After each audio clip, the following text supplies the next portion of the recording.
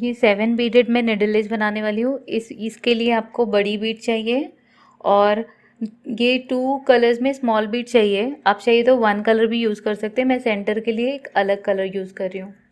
Normal आपको sowing needle लेना है और एक नॉट टाई करना है थ्रेड में 2 स्ट्रिंग्स लेके, और इसमें 6 पर्ल्स आपको ऐड करनी है 1 कलर की। ये 6 पर्ल्स मैंने ऐड किए। इसे इस तरह से निडल में डालेंगे और ये जो दूसरा एंड है यहाँ से हमें इस तरह से निडल को निकाल देना है और इसे पुल करते हुए, टाइट करते हुए राउंड बनाना है हमें इसका। इस तरह से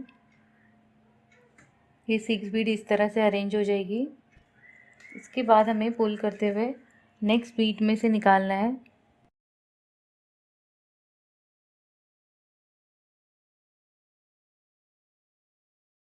और फिर से इसे पुल करेंगे राउंड शेप देने के लिए, और यहाँ पर इसे लॉक कर देंगे। ये स्पेस में हमें डालना है ये जहाँ पर हमने निडल निकाली है, और यहाँ पर इस तरह से इसे टाइट कर देंगे, एक नॉट लगा देंगे। ये नॉट लगाने के बाद हमें एक दूसरी कलर की पर्ल ऐड करनी है